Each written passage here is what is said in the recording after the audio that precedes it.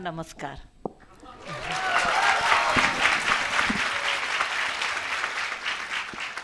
आणि लहान मुलांना आशीर्वाद. It's always a pleasure to come back to Pune. Pune has its own place in my heart and in my brain both. Because we have an hour session, so let me not waste time. Get directly into the question that I come from a middle class family. My grandfather was a school teacher. My father was a college professor and a doctor. My mother was a school teacher. So I come from a middle class family where reading and writing were very important.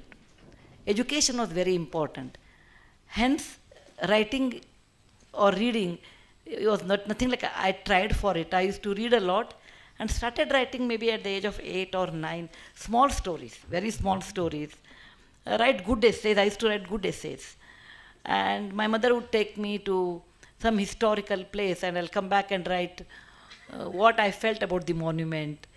So that's the way how I started my journey of writing. Ma'am, you are a multifaceted lady, having played many roles, and I'm sure there are many still under wraps. Which is your favorite role and why? Actually, that is not true, you know. I have a very simple principle in life that whatever role is given to me at that moment of time in life, I will do my level best. Let it be a teacher's role, let it be a social work or whatever is that. Whatever role I have got, I would like to do it well. But writing is something very personal, you know, which is nothing to do with money, nothing to do with education, because I did computer science and nothing in, writing doesn't require computer science.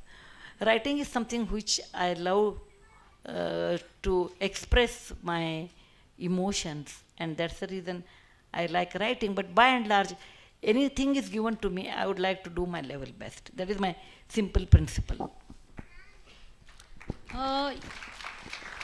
My next question actually is how you developed your interest in writing, which you already mentioned that when you were young, you went with your mother to historical places.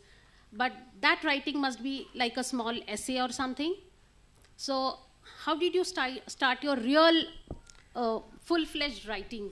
When I was in a teenage, I'm sure all teenage girls will write, a small poetry. I never wrote actually in my life. I never wrote poetry. Some essays of melancholy and all such things. But real writing I wrote when I was 29. I traveled on my backpack to America, and with a very little money, some $300 or $400, and came back and I wrote my first travelogue, which was published in the form of a book. It was in Kannada, From Beyond Atlantic, my journey in America. You know, today when I read that, I feel very funny, because going to America is like today is going to Bangalore to Pune flight, I feel. It's not difficult. But with minimum money and traveling in those days, it was something unusual. So it was my first travelogue. But my first novel came also in 1979-80, that is, I wrote in Kannada, Atirikte, the excess, which is translated, which is rewritten actually by me in English, that is Gently Falls Bakula. That is my first novel or my first full-fledged writing, I consider, in 79 or 80, which is 35 years back. That is my favorite book. Okay, I just want to know, can everybody write? I mean, write in the sense, write a book? I mean, is it possible for anybody and everybody to just take a pen? What is writing actually? Writing is a form of expression of your emotions. For example, any fine art is a kind of expression. What is dance? Dance is an expression. What is music? Music is an expression. For example, when Rag Mia Malhar you hear, then you feel it's raining actually. It's an expression, makes you to understand the meaning of the rag. Similarly, writing is an expression, and some people normally it is not by training, I feel. This is my personal opinion. Like you take 10 courses on creative writing and 11th day you will be able to write. No, I don't believe in that. Writing requires few qualities. Number one, you should be very sensitive. Somebody asked me this question, why all the experience happened only to you, Mrs. Murthy, why it doesn't happen to us? I said, no, all the experience happens to everybody. But people who are sensitive, they grasp. Like, if there is a water spilt on the glass, and if there is a sponge and you put a sponge, it takes water. You put a rubber doesn't take water. So people who are sensitive and who can absorb, they will absorb the emotion and they express it in writing. So I assume that creative writing is something which requires a sensitivity. It requires certain discipline. For example, I have a Japanese bhabi. She said, do you write every day 25 page or 25 lines, like, Japanese calculation? I said, no. It is not a machine calculation. I will write 500 page means divided by 365 days, every day 1 page and 1.5 page. It won't work that way, I told her. When I think over it and when I cannot keep it within myself, then I start writing it. It is like, kanthavar mantatna tasa, evada paryant. When the emotions come up to here, then I start writing it. And once I write and complete that book, then I feel empty. For example, House of Cards, that I wrote in Kannada, what I have called that Paridhi. In Marathi it has come as a Pariha. That novel idea was with me for 15 years. 15 years, because I was thinking about it all the time. Though I may be talking, everything is always germinated in my mind. After 15 years, I decided, okay, now I'm going to write. It took 45 days for me to write. After that, next 5 days, I was not able even to get up because I was so tired mentally. So I have my method of writing, and you should be sensitive, you should have discipline, you should be very honest to your characters. That is what I do.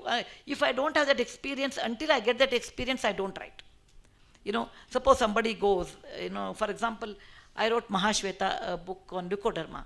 For that 2 months, I sat in a specialist hospital to see what a patient feels, how a doctor tells, what exactly is that really means to a patient. So to get that kind of experience, I work hard, and because I should be honest to my characters, and that takes time. And once it is done, then I'll write. So I have kept these two things in my mind. If number one, I should be very honest to the character. For that, whatever is required, I should work for it. Number two, you should be sensitive for every emotion around you. Then you'll be able to write. And also maybe observation. Yeah, sensitivity and observation both are required. Otherwise, if you are insensitive, nothing you can write. If you are not observing, nothing you can write, because everything is normal for you. There is no change. Do you think there is any relationship between knowing a particular language and writing in that particular language? I mean, I read somewhere that you always write in Kannada and then it is translated to English or other languages. I have a very peculiar way. I know 5 to 6 languages fairly. I can converse. For example, Marathi, I can converse, but I can't write in Marathi. Conversation is, you will learn it within 2-3 months or 5 months or 6 months. You have to think in that language. For example, every novel of mine, I write in Kannada because I think in Kannada, which is my mother tongue. But every experience or every column in the paper which I write, and later I have made my columns book only, that I think in English. So when I write in Kannada, I write with a pen and a paper and a shorthand in Kannada. I write it and keep it for 6 months. I don't do anything, and after 6 months, I will rewrite it again.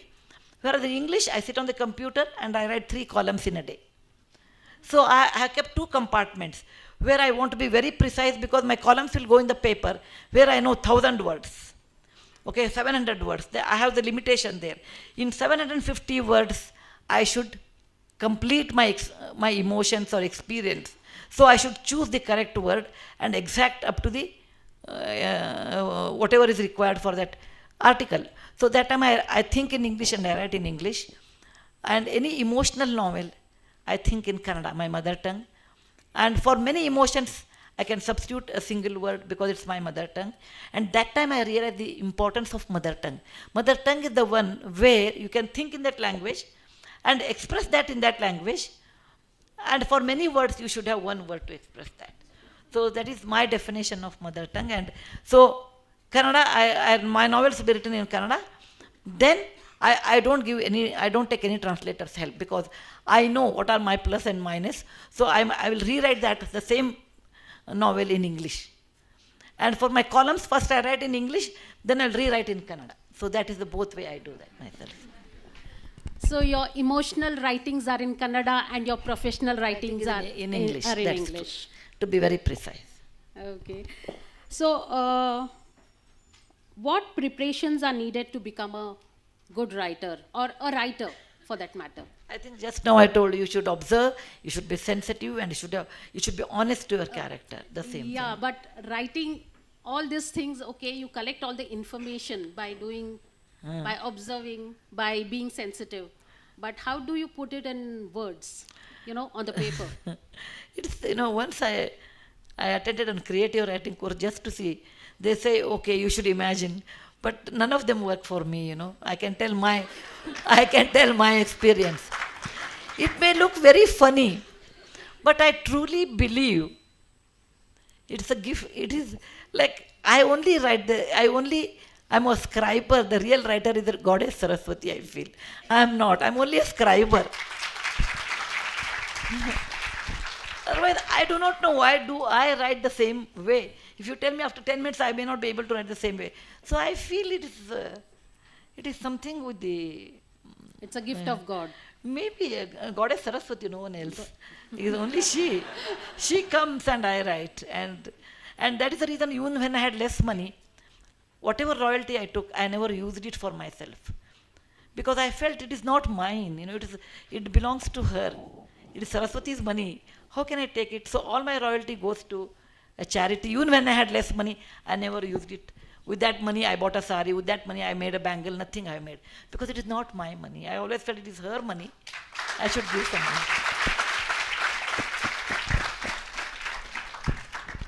How many languages do you speak, read, write? Read, write, and that is okay. Like Marathi, I can read. Very slowly I can read. I can write with little bit of mistakes. I can speak maybe a Kolhapuri kind of Marathi I speak because I'm not a Puneri. I studied in Kolhapur when I was very young, so I have more Kolhapuri chap I think than Puneri chap. Pailwan Marathi they call me. But 1 minute. But with all those things, Kolhapur people are very large-hearted and very fond of good food. Hospitality, jangi kusti, a natak, tamasha, all this is Kolhapur's life, I can manage, of course Kannada I know very well. Kannada, English, Marathi I will manage. Konkani I understand 100% and may be able to manage to some extent. Telugu I understand 100%, able to do little bit of Telugu. Tamil I understand, Gujarati I understand 100%, Bengali I understand 100%. Urdu I can manage to some extent. Hindi I manage reading writing. Oriya I understand 100%, but I can't speak. The reason is I work in these areas, I work in Orissa. I work in Telangana or what is that? Andhra Pradesh. I work in Tamil Nadu. So when I work, people talk to me. I tell them, you talk in your language, I'll reply in my language.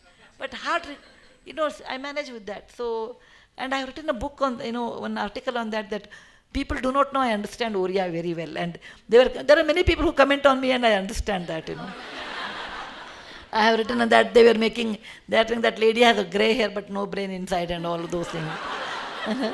And she did not know I was understanding that.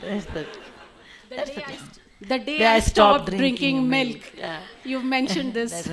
But she did not know that I can follow, That's okay. How has your writing evolved so far? Has the style, content, and substance changed with time? Of course it has changed. It has grown. Suppose you tell me to write some novels today, I write in different way. I think because I think in a different way. When you are young, you think different. With experience, with lots of ups and downs in life, you start thinking in different way. Your philosophy change. If I had to write Gently Falls Bakula today, I will write in a different way. Because I look life in a different angle. So a good writer is the one who uses his or her experience and evolves. And that is very important for a writer to have experience and evolve. One should not remain in the same place because your attitude towards life, your attitude towards money, all those things change over a period of time. And to some extent, I will tell in my case, not only my experience writing, which has affected my writing, my social work has affected a lot more in my personal life because I'm one person who has seen maximum poverty in this room than anyone else. I have seen a place, I have gone to a place where a woman was naked, she could not come out because she had no sari. I wanted to give her a sari. I said, you come out, I'll give you a sari. She said, no, I can't come out. I said, what's the matter? She said, Amma, you are a woman, but still in front of you when I want to come, I don't have a sari to wear. That kind of poverty I have seen. I have seen where children were sold for 5,000 rupees. I have seen that. It was very pathetic. I have also met, many politicians, many film actresses, many VIP people, all those. So my canvas has become very large. And that has affected my writing as well in a good way. That's all is life. I've seen many deaths, like my mother-in-law and my mother, both of them died in my hand only, in 15 days difference. That time I realized, what is death? Death is, it's the eternal, it's the real. And for what we fight in life, for what? Because you really don't carry anything. And it really affected me a lot more in writing. And I worked in tsunami for 3 months. I've seen a lot of dead bodies all around, and between I'm standing there, making, okay, which are the children dead bodies, make it separate, that kind of a thing I have seen. I worked in drought where people crave for one glass of water, and we here take 10 buckets of, shower. I never use the shower. I say somebody will be deprived of water, 1 bucket of water. I have worked with the war widows where the only son has died. Only son has died, and his wife is pregnant. I have seen only son has died, not yet married. I have seen a woman with 5 children, husband dying, in Kargil war, all those things. So these are all, they have taught me a lot in life. We unnecessarily fight, we unnecessarily think we are very good looking, we are very intelligent, we are very rich. If you are rich, there is always a Bill Gates above you. You are very good looking, Aishwarya Rai is there. Okay, you are very intelligent, okay, Manjul Bhargav is there. So in life, there are always people above you or below you. You should always remember, when you are in difficulties, look at the people below you and get strength from them and try to lead a normal life. So all these experiences have affected my writing. And during writing, I went on changing. I remember, for me, before foundation, India was a land with 32 states, 14 or 15 language, many dialects, 150 kilometers. If you travel anywhere in India, the culture changes, the language changes, food habits change. All these statistics, GDP, etc. But after working with foundation, I realized what India means. India means not software.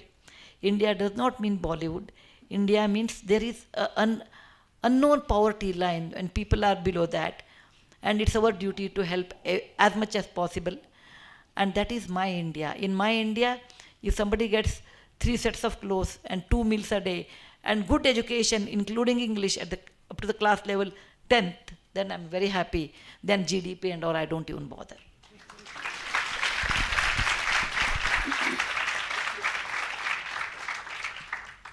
What are the challenges involved in writing for young readers vis-a-vis an adult reader? Actually, adult writing is very easy. Writing for children are very difficult.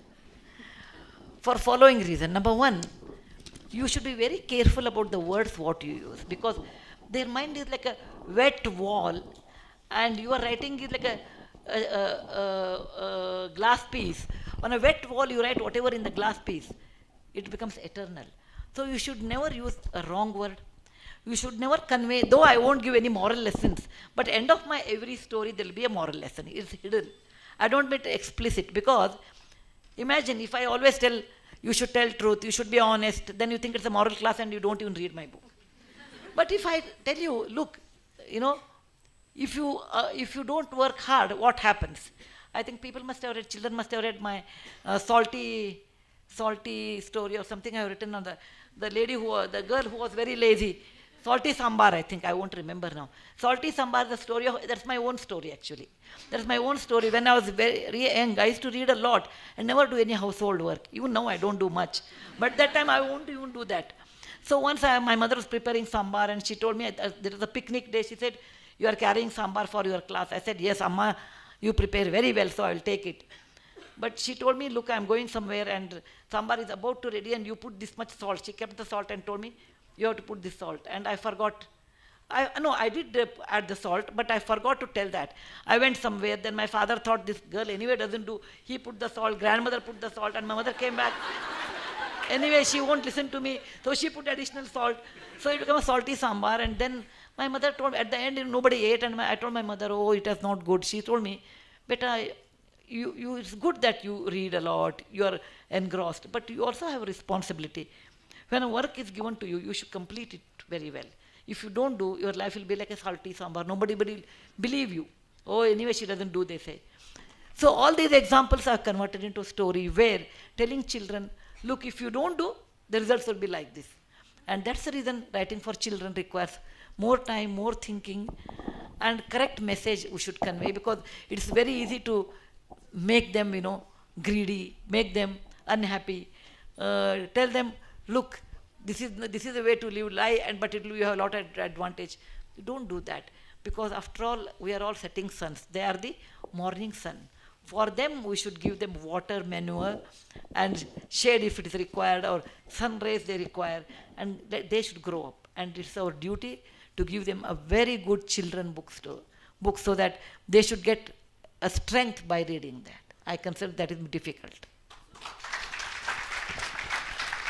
There's a very funny thing. I have two granddaughters, Krishna and Anushka, and both of them cannot read. But they know that I write for children. So one book I have dedicated to Krishna, that is Grandma's Bags of Stories, I suppose. So I told Krishna, when you grow up, you have to read this book, it's for you. The other one felt very bad that I have not written for her. One is 4, other one is 2. So they said, okay. And I always told them, in life you have to share, everything in life you have to share. Sharing is caring, because it's very important in life. If you care for someone, then that means you share. They said, yes, Ajji, we will share. They made the book into 2 parts and shared.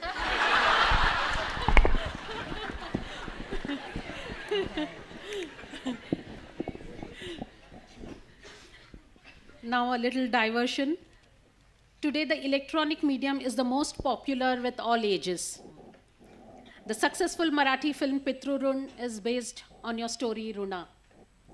We also had a TV serial made on your very famous book Dollar Bahu. So do you have any plans to exclusively write scripts for movies or teleserials in future? Actually, one can write. It is not difficult at all. It's not difficult. One can write. But I really do not have time. I don't have that kind of time. Because writing is the result of my experience. My main food is foundation. And writing is a pickle actually. You can't eat pickle all the time. And I don't have that kind of a time to sit down, because whatever I do, I would like to do well.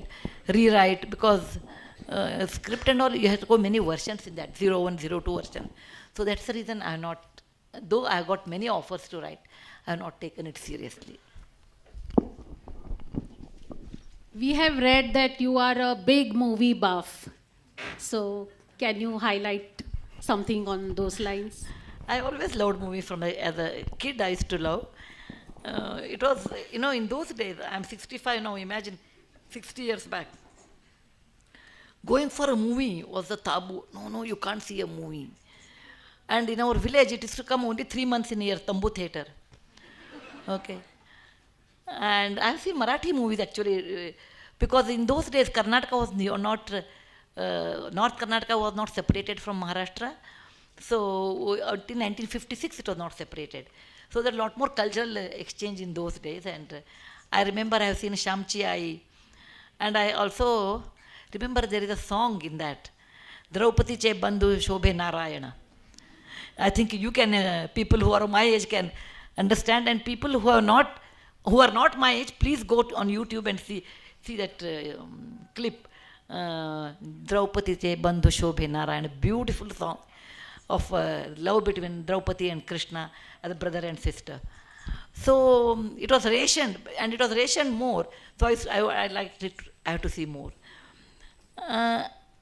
And it is not just a movie for me. Movie is not seeing a movie for 3 hours for me. It is much more than that, because I see a movie, I'll come back and I write my comments.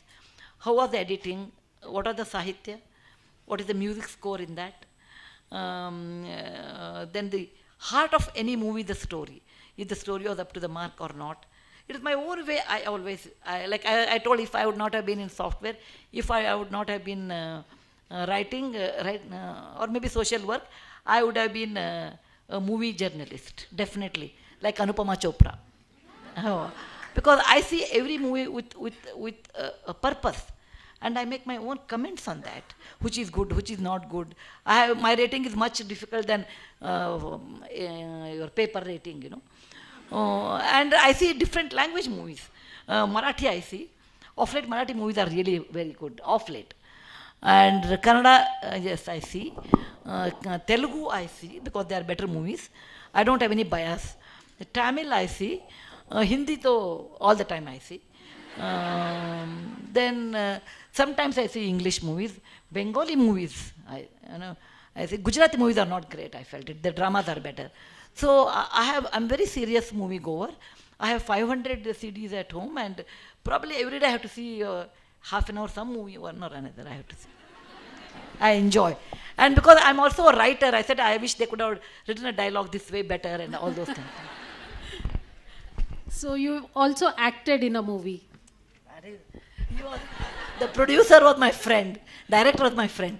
He told me you have to act. I said, look, if you give me very expensive sari, wear it and color my hair and all, I don't look like myself, you know. So whatever dress code I have, in that you give me a role, I don't mind, even 5-10 minutes or something. Then the best role was judge, where you don't have to speak at all, okay?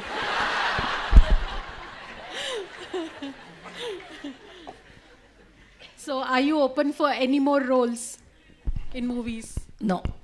Or on television? No. It takes a lot of time, and it's not my field. You know, you have to, anything is vidya, you know, anything is education. Anything you have to put an effort.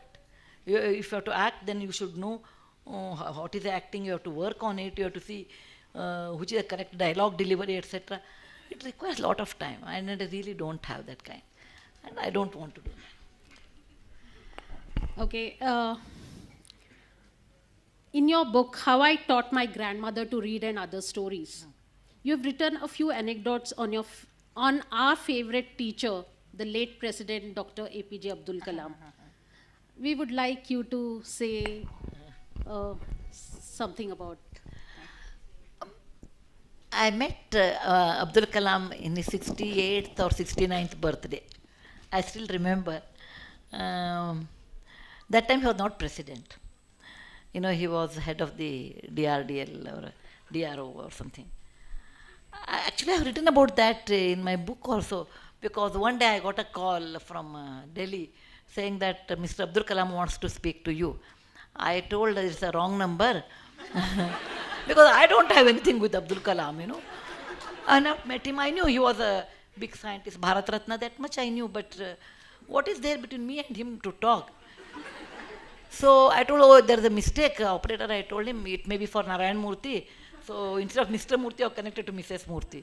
He said, no, he specifically said Mrs. Murthy. Then I was worried, you know, what have I done to Abdul Kalam is talking. He said, I read your column in, what paper? I don't remember now. No, not Tamil, maybe a Tamil magazine, Kalki or something somewhere. Or maybe English, Week magazine. No, he wrote IT Divide. IT Divide was the article I wrote for the Week. I used to write columns for 5 papers simultaneously in those days. So he said, I really like the ending. I said, how IT has divided the society. The shopkeeper, you know, I went to the shop to buy something, and looking at me, he said, It will cost 100 rupees a dozen or something mango. My student who was a software engineer in my own company, she came and she asked me, ma'am, how come you are here?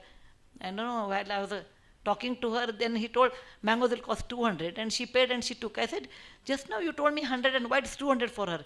He said, you're a school teacher, you don't understand. She is an IT person, and she works in a big company, Infosys, for that 200 rupees. You are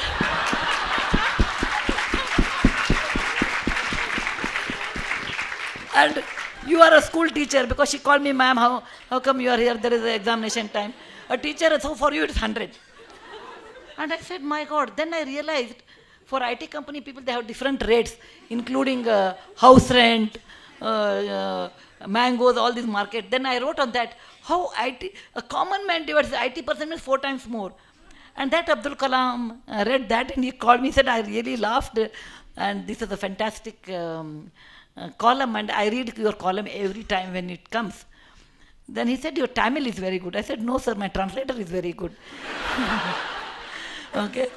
That's the way how I knew him, and he will call me when the column is very good. At 68th birthday, I think, that's about 16 years back, he came to Bangalore and he told the organizer that I want 15 minutes free time because I have invited Mrs. Murthy. I only talk to her all the time on telephone, but I have not met her. So I met him in a triple ITB convocation, and he said he was concerned about students, and he was asking, what do I do for, I was teaching computer science at that time. So we talked about it, and he was very enthusiastic about, conveying the right things to youngsters, etc. Then he said, keep in touch, and I used to talk to him regular basis. Then, once I decided I'll go to Rameshwaram, and he said, I will join because his brother stays. And that day they announced he will become president. And then I said, no, sir, please don't come. Now you are president.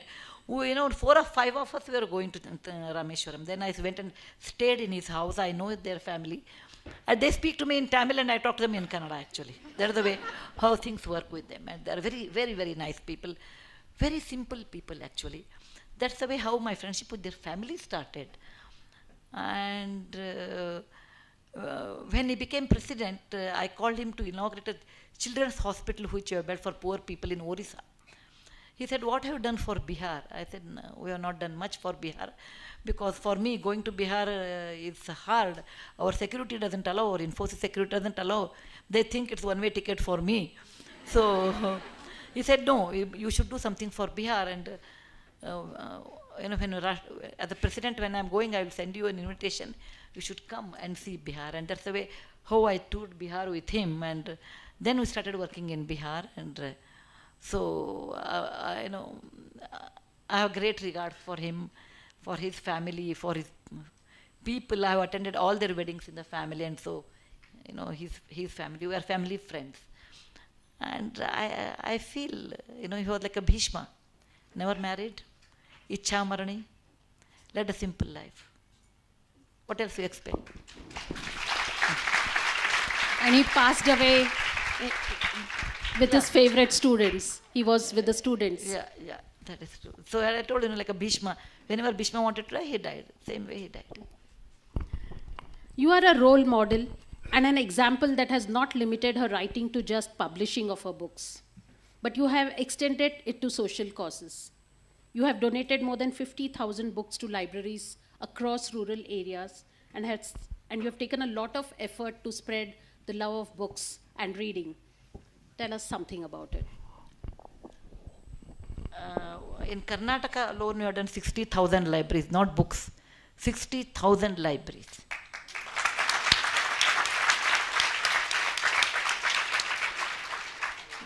Each library will have 3,000 to 5,000 books. I think I have written even that in my article. Give books to at least one library. In one of my books, my grandfather was a school teacher, and we were in a village. He used to take me to library every day because he had a friend there, and I started reading in a very young age. I finished all the books and I really got bored. Once we were coming back from library, he told me, that's the way how I used to converse with my grandfather. He will do half the poem and remaining half I should complete it. He said a poetry, a poem, if I have wings, what will I do? The real poetry is, I will go to Buckingham Palace and greet the Queen. I will go and I will find the treasures in the land, etc. I told I will go to the next village library and read other books. So my grandfather felt very funny answer, and in the night he called me. He said, look, he never went out of Karnataka. No, he studied in Deccan College, Pune. Pune and Karnataka, he never went out of that. After all, was a simple school teacher, high school teacher. He said, in my life I have not gone out of Karnataka other than Pune. And I read a story, he told me, about Carnegie Mellon. There was Carnegie was a great businessman in America 100 years back. And he had $1 billion in those days, maybe today maybe $100 billion maybe. Whatever he wanted to give to his children, and then remaining money, he said, this will go to build a library in every village in America. You go to any village in America, today if you see a public library building, it's a Carnegie's building. In order to honor him, they called the Computer Science University as Carnegie Mellon University, but it's basically a Carnegie's contribution is building a free library to everyone in America. This story my grandfather read somewhere. There was no internet in those days and all those things, but he must have read. He said, I don't know when you grow big in life, how much money you will get. Because in a teacher's house, the question of money is never discussed, What degree you will get, they were all salaried people. We never talked about money. Okay, your next birthday will be in Taj, Vivanta. And for a holiday, you will go to Singapore, and all such things were not existing. Today is your birthday, okay, fine. Shubham Karoti, they will tell, or Shatamanam Bhavati, their Ashirvad will be there, okay, do your job next. More than that, we never had actually.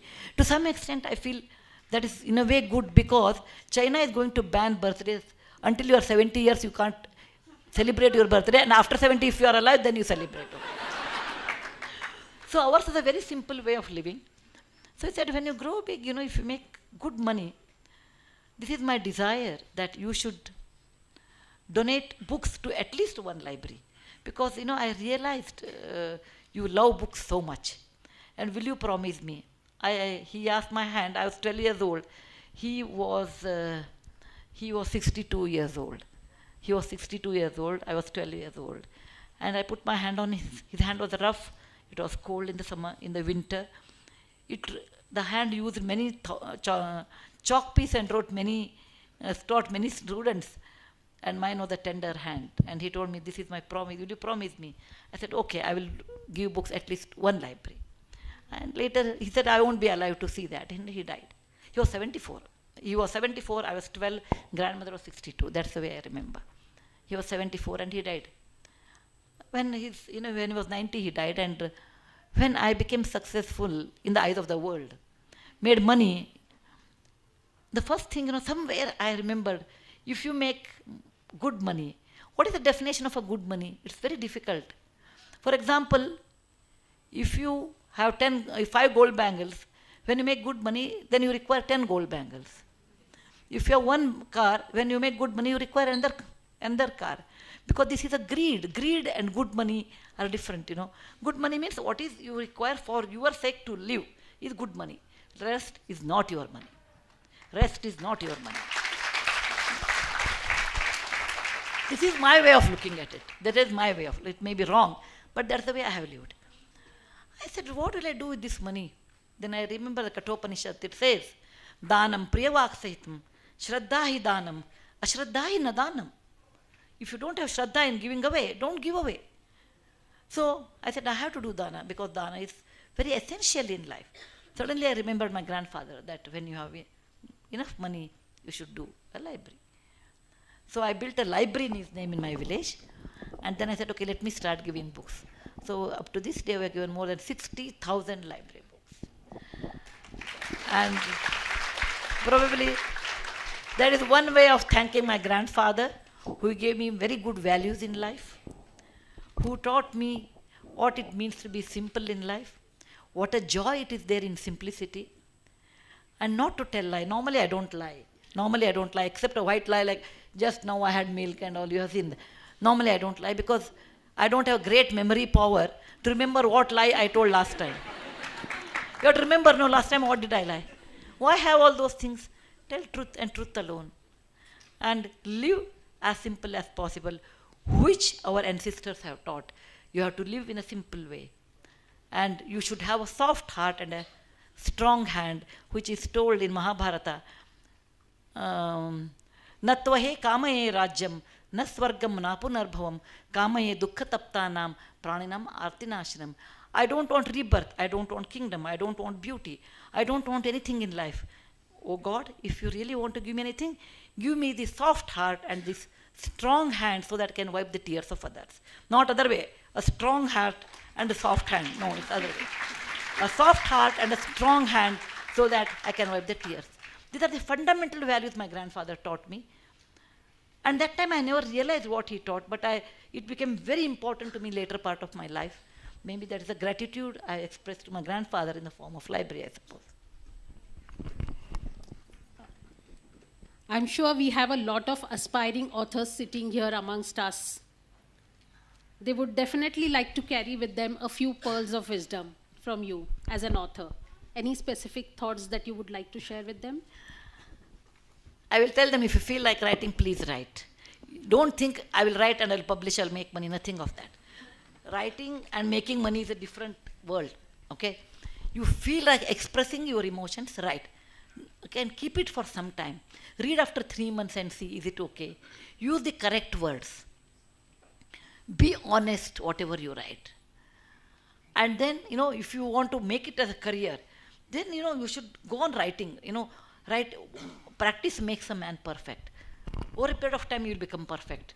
One day you don't become a great writer, it takes some time. Only Shakespeare and all this must have been God's gift, so they are different.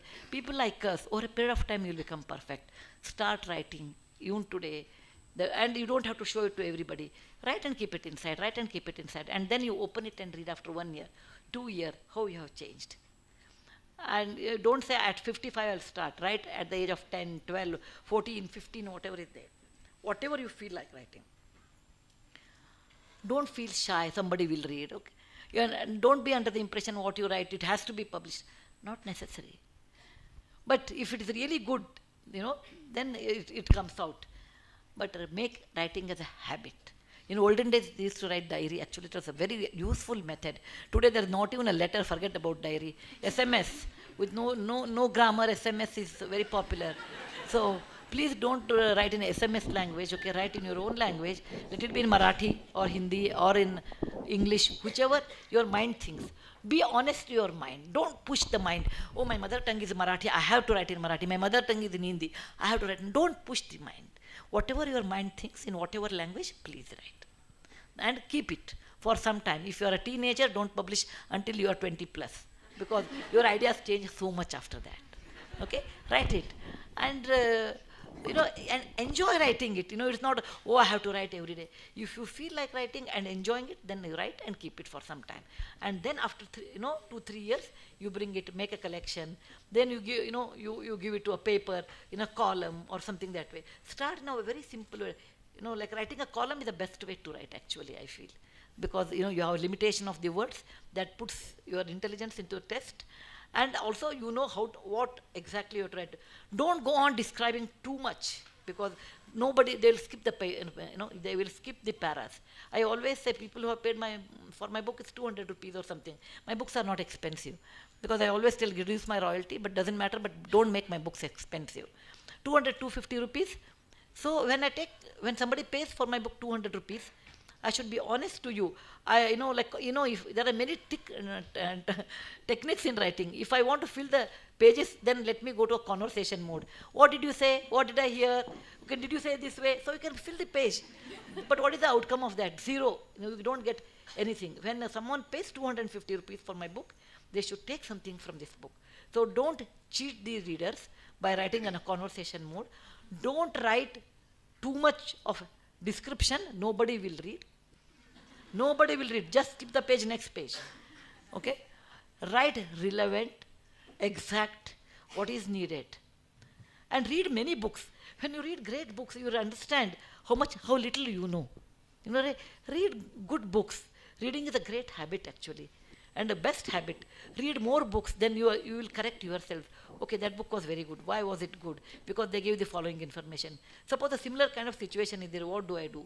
But don't copy anybody. Make your own signature. Make your own signature. Doesn't matter. Somebody is great, fine. You run your marathon. You don't have to run somebody else's marathon. You have to write your own marathon.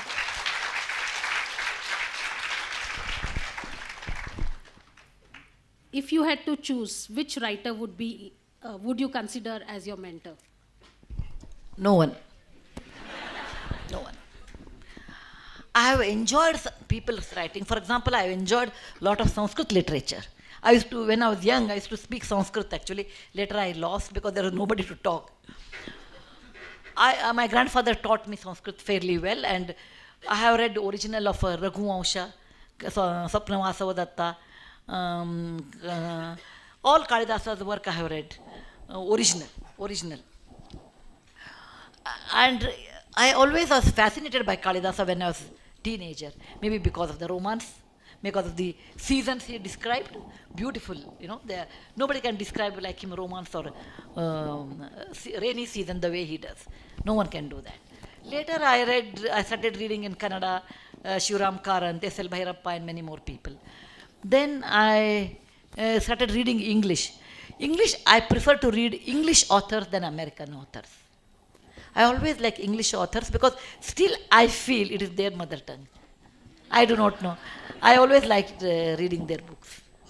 But nobody is a mentor, nothing like that. This is a creative art. There is no mentor, nothing. You yourself is a mentor for this. Atmahi Atmano Bandhur, Atmahi Ripu Atmana.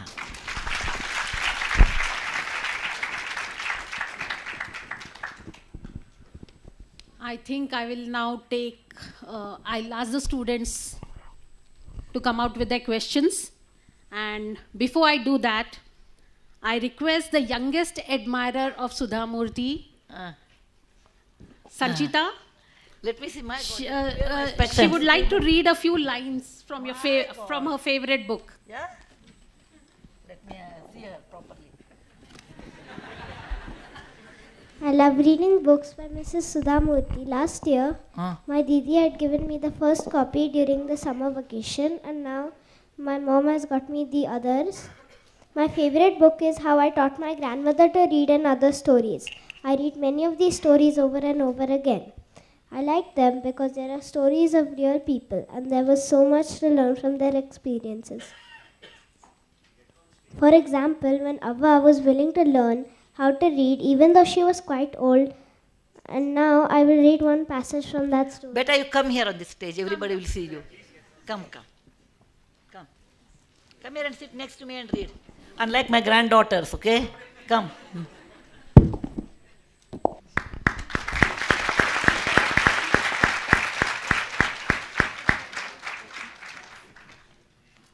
What's your name? Tell us again your name. Tell everybody. Sanchita, You are from which school? Vidya Valley, You have to tell the school. Who is your teacher? You have to tell the teacher's name. Pallavi ma'am. Now you read. Avva, at this age of 62, you want to learn alphabet. Your hair is grey, your hands are wrinkled, you wear spectacles, you work so much in the kitchen. Childishly, I made fun of the old lady, but she just smiled. For a good cause, if you are determined, you can overcome any obstacle. I will work harder than anyone, but I will do it. For learning, there is no age bar. My other favorite story in this book is Doing What You Like is Freedom. It's about two boys, Puneet and Sharat, who are about to start college. Puneet is a very pampered and protected boy, and Sharat is very independent. Sharat feels like he's a tree in the forest. In contrast, it makes Puneet appear as a stunted bonsai plant. I would like to thank Mrs. Sudha Murthy for sharing so many interesting and meaningful stories for us children to learn from. Thank you. A big hand for Sanchita. Thank you, Sanchita.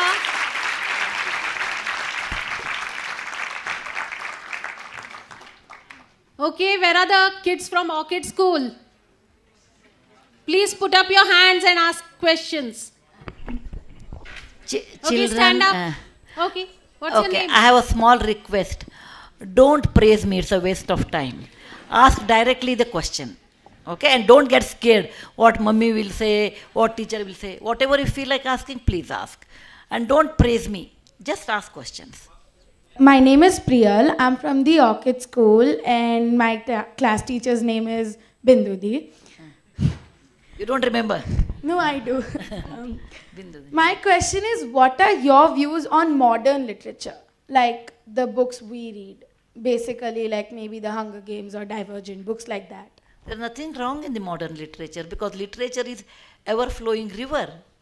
There will be old river, there's the old water, there's the new water, but water is water. Literature is literature because every literature is the function of that time. Okay, that time, that society. So modern literature is as good as this literature. There is no difference for me. And one more question. No, one question per person. Because there are the other kids, no, they would like to ask. Yes, beta. My name is Durga. I'm from the Orchid You don't look School like as that. Well. Uh, My class teacher's name is Amarjit. uh. I wanted to ask that do you write in your spare time or do you just like to write or do you have a special routine? Like you spend time for writing and No, I understood your question. I do write in the morning. Please sit down. When I feel like writing, I don't have the luxury of taking 2 months off and sit and write in a quiet place. Please sit down, please sit down. You know, some people have that luxury. If they want to write, then they will go to a quiet place, a farmhouse, sit down, close all the doors, and listen. No, that is actually in writing. Any disturbance really affects. You know, any bell rings, everything really affects you. So I don't have that luxury because I have my work, which I just cannot leave. So I have to be in my office at 7:38 in the morning. So I get up at 4:30 and right up to 1 hour before my office I stop because I have to come out of that and then become normal. It's very hard for me, but 4:30 in the morning, 4:30 to 6:30 up to 7 I do, and then I do my routine work. There's still a little bit in my mind, but I'll go to office, do everything, come back, and rarely if I get time in the night, I'll continue. Otherwise, early morning I write. There is no, I would love to have that kind of a situation where nobody, you know, like I don't feel like eating at that time. I don't feel like talking to people at that time, but I can't afford. Given a chance, if nobody disturbs me, I want to sit in a room and for 3 days or 4 days I can finish a novel. But I don't get that kind of a quiet time and a place where nobody visits me. It won't happen to me. Okay. Yes, beta. My- Next yours. my name is Ishita. I'm from Vidya High Hmm. and my teacher's name is Soumya ma'am. Hmm. I have written a book at the age of 8 and ma'am I would request you if I can come up on stage, take your blessings and gift one copy of my book to you. Come, come.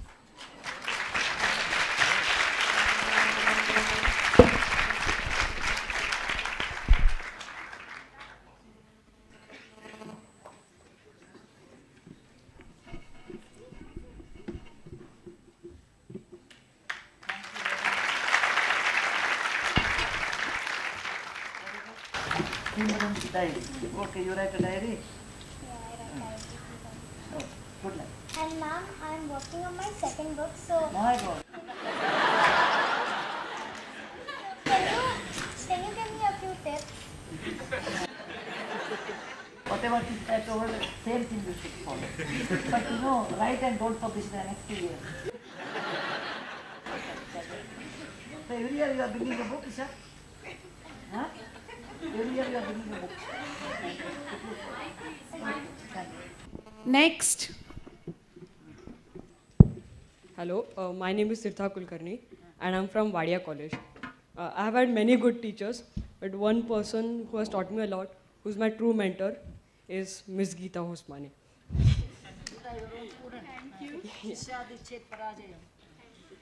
Okay, my question for you is, other than being a great writer, you're also a teacher.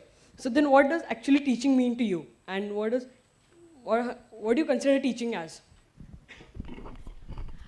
for me, a teaching is kind of a philanthropy. Especially for teaching kids. Like Teaching is kind of a philanthropy, I really feel, because when I was a teacher, I used to teach computer science in Bangalore University. Whatever experience I have, I always shared with my students. And sharing, anytime, anything is sharing is philanthropy. You know, sharing kind words, sharing your wealth, sharing your knowledge. You know, they're all good things in life. So teaching for me is very sacred. You are sharing your experience. And you know, you should be, all my students really like me for various reasons. Number one is I was not very keen on attendance. That could be the reason they were very fond of me. Second thing is, you know, I will never scold students. I never did that with the students, you know, because, you know, it is old system thinking the teacher knows everything, students do not know. Actually, today, there is no difference between you and me. Both of us have same knowledge. I have more experience. That's the reason hair is grey. So, and I have more patience. So, today students are very bright, and it requires little more patience to teach. And third thing is, you know, you should always encourage students, you know, if they have new ideas, oh, you don't understand what you have seen in life. Don't talk like that, you know. Always looking down upon next generation, I never like. Actually, I feel we can learn a lot from the next generation. So I used to encourage, tell me what are the new things you have seen, what are the new movie you have seen, all those new things I can learn from them. So for me, teaching means a kind of philanthropy. Whatever you have, knowledge, you must share. And don't scold students, don't make them inferior. And you know, when they make mistake, you should. I used to tell my students whenever they make a mistake, so what? People who walk, they only fall. So get up again and walk. Making a mistake is not end of life. Life is full of mistakes. But don't make the same mistake again. That's all. Hello, my name is Kajol Ranwal and I'm from Symbiosis College. So I have this doubt that what do you have to say about writer's block? Sometimes you want to say so much but the words won't come out. So what do you have to say about it? Are you a writer? Have you written anytime anything? I write. Because only people know who write, they know the block. Yes, we do get a writer's block. We do get a writer's block. For example, if any serious novel I write, and then I will get a block. I will not be able to write anything for the next 6 or 9 months or something. I will not be able to write because the ideas are still in your mind. It is not worn out. It's not flushed out. So if you write anything at that time, then you write the repetitive will happen. So what I do when I write a novel, I'll just 6-8 months I will not do. Like, you know, if somebody is a Shetkari here, they will understand. If you have a sugar cane, every 3 years after sugar cane, 1 year you should not grow anything. Similarly, when you, it is not for the column. For novel, I do that. 6 to 8 months, next 9 months, I will not write anything. I'll just put it blank, and I only read at that time, and don't even think of writing. After 9 months, again, I'm back into action, thinking about what is the new idea, what can I write, what will I do. I mean, I will be thinking on those things, but 6 to 9 months, I don't do. Thanks. Hello, ma'am. My name is Vihan. Yeah, it was the first time. Congratulations. I thought always girls are asking, charo taraf go piya, beech mein kannaiya. Ma'am, I'm from Vidya Valley. And my class teacher this year is Fidos, ma'am. Even I have written a book recently, and I would like to give it to you. Okay. It looks we have a lot more. Come back. I'm very happy. Children are writing. I started 29. They started at 9. So I'm very happy. Yeah, we finish. If anybody wants to give books, please come and finish Anybody it. else who has written a book? And they want to give And who me. wants to give? And they want to give me. They don't have to give me. If they want to finish it, because.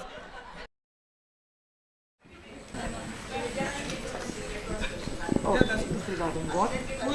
Ma'am, it's about scientist who goes to the Dragon Age and he fights the dragon. Okay, I will go. Okay, now I open it for others also. Okay, I'm Meera Boparikar and I was a KG teacher. I retired from my teaching profession. I'm into the wildlife. And recently I wrote a book on wildlife, Trek and Trail. So while writing the book, I done my education in convent school. But still my family member, my elder brother said, you should get the editing done of the book. So what is your opinion regarding that? I do not know. Please sit down. I do not know the contents of your book, so I will not be able to tell. But please sit down. And my book editing, I know how I will do. I will write a book and then 1 or 2 months it's like a just, I will not bother about the books, I'll keep it inside. You think editing is important? Oh, yes. Then I call a professional editor in my case. I call a professional editor because I don't edit my own books because you make the same mistakes. So I call professional editor and give the book and I get it edited because editing is, okay, 5 minutes left, okay. Yes. Editing is part of, okay. Now is anybody's, There's a girl there. Yeah, please. Hi ma'am, my name is Anusha. I'm from the Orchid School. And my teacher's name is Purnima Di. So my question for you is, as a writer, do you feel that the attitude towards people, like as a human being, is really important for your writing skill to be? No, attitude is different. Please sit down. Yeah. Writing is different. Attitude is the way you want to look at life. That is called attitude towards life. Writing is what you believe. You want to pen it down so that you feel that is right. Every writer feels he or she is right because then only they can write it. Nothing to do with attitude. I can have any attitude and still I can write. You may not read. That's a different story. I'm Shreyasi Rao from the Orchid School, and my teacher is Purnima Di. I wanted to ask you, your stories are full of morals, and why do they play such an integral part in your writing? Please sit down. Actually, in real life, it's a very philosophical question. In real life, you don't have to tell lie. You don't have to tell truth. You don't have to be honest. You don't have to do all those things. But that society will not exist. Please remember, to have a good family, to good society, good state and good country, they are subset of each other anyway. You require a fundamental foundation. The foundation between people, between you and me. I'm an individual, I'm an island. You are an individual, you are an island. It is true, you, the family members, everybody is an island. The best way to connect two islands is always a bridge. And the foundation for the bridge is honesty, care for others, telling truth, be open. These are the time immemorial values. It was there in Alexander's time. It was there in Harappan's time. It was there much before in Mesopotamian time or in Egyptian time.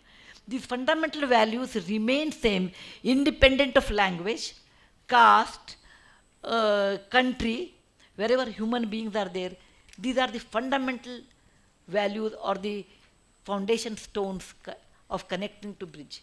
And that's what I write in my book, that please remember, without that also you can live, but not for a long time. People don't trust you. You won't have happy life. You don't have contented life.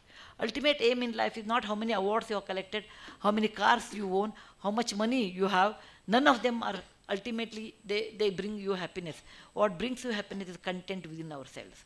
To have the content within ourselves, you have to have these values. When you go to examination, you should have your hall ticket, your pen, then your watch. These are a few equipments you require, and of course knowledge in your brain. You go to the examination hall.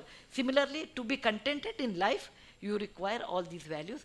Then you feel nice about yourself, and always you are happy. A happy person only can give happiness to others. A sad person, a sarcastic person, a person who makes comments, okay, time up. Okay, cannot give anything, anybody. Thank you very much, Punekars, coming here and enjoying.